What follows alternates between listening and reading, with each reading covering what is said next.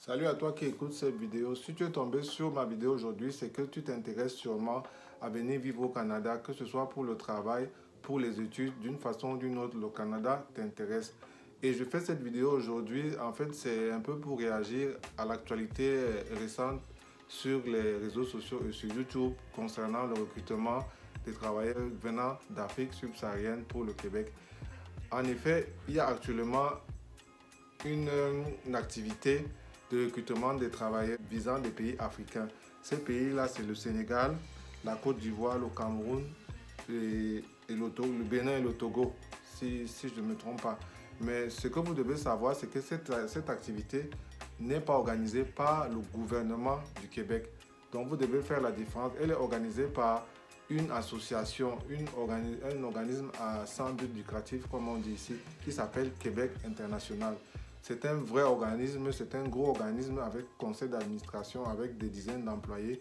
Et c'est un organisme qui, depuis bientôt une vingtaine d'années, permet aux entreprises de la région de Québec et de Chaudière-Appalaches, donc ces deux régions de la province de Québec. Si vous vous intéressez au Québec, vous connaissez. Et c'est dans ces régions-là que cet organisme aide les entreprises qui ont un besoin de main-d'œuvre et qui veulent aller chercher les talents à l'étranger, en Afrique et ailleurs. Cet organisme-là aide les compagnies à faire cette recherche et à recruter des personnes à l'étranger. Si vous allez actuellement sur le site officiel du gouvernement du Québec, vous allez trouver que les journées internationales pour le recrutement organisées par le gouvernement, il n'y en a aucune en Afrique subsaharienne. Il y a actuellement 2 journées qui sont programmées. C'est pour le Brésil du 2 au 30 mars. Ça, c'est la période d'inscription et les journaux elles-mêmes auront lieu du 29 au 30 avril. Et pour la Tunisie, il y a les inscriptions, c'est du 13 mars au 7 avril et les entretiens avec les employeurs auront lieu du 29 au 30 avril. Donc, si vous allez sur le site officiel du gouvernement, c'est les seules 2 journées de recrutement international qui sont organisées par le gouvernement. Mais l'activité de Québec International, elle aura bien lieu et c'est une activité qui est en virtuel. Ce n'est pas une activité qui est en présentiel.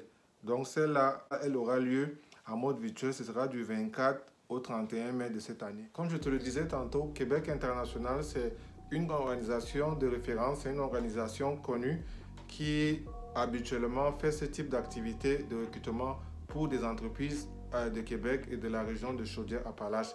Donc tu as intérêt à t'inscrire, à te préparer aux entretiens parce que c'est également une des choses les plus importantes. Il faut être préparé pour pouvoir espérer obtenir un contrat avec une entreprise au Québec. Mais si vous allez sur le site de Québec International, les modalités d'inscription, donc vous ne pouvez pas, comme je n'ai pas vu d'endroit où vous pouvez vous inscrire pour participer et pouvoir rencontrer des employeurs. Donc ces modalités seront sûrement précisées par la suite sur le site de cet organisme-là. Donc faites très attention et comme je le dis toujours sur ma chaîne, vérifiez toujours l'information que vous voyez sur les réseaux sociaux, sur Internet. Il y a différentes façons de recouper une information pour être sûr qu'elle est exacte avant de commencer à faire des efforts, à faire des CV, à faire plein d'affaires et peut-être plus tard être dessus.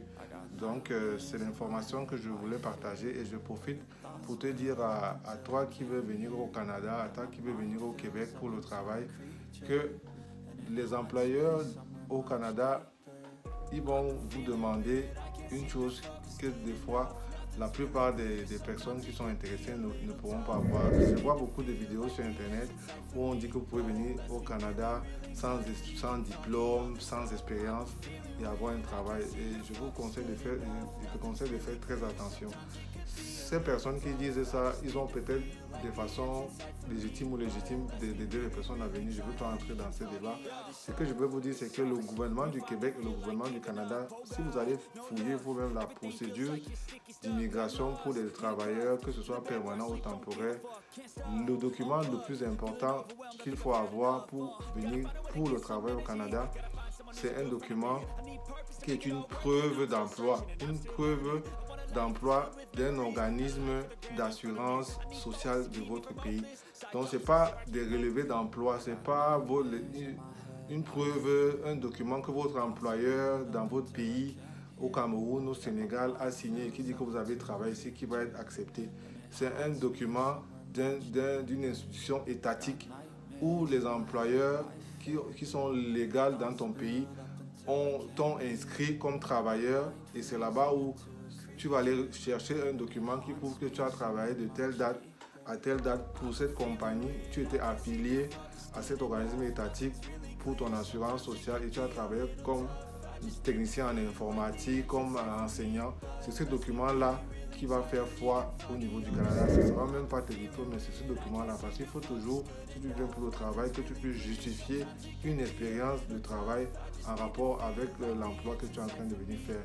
Donc, beaucoup de personnes vont se retrouver éliminées ou ils ne vont pas comprendre pourquoi leur procédure n'a pas réussi et ils vont peut-être dire qu'ils ont été arnaqués par les consultants en immigration. Mais non, si vous n'avez pas vraiment une preuve de votre expérience dans votre pays, je vous conseille d'aller chercher une preuve de travailler dans une compagnie établie et d'accumuler 2-3 ans d'années d'expérience officielle avant de revenir faire votre procédure. N'hésitez pas également à nous contacter si vous voulez faire des simulations d'entrevue d'embauche. Si vous voulez faire rédiger votre CV dans le modèle canadien, le faire réviser et le mettre à jour, n'hésitez pas à nous contacter. Nous pourrons vous aider dans ce sens-là. Donc, si tu as aimé la vidéo, partage, like, abonne-toi à la chaîne pour plus de contenu de ce type et que Dieu te bénisse.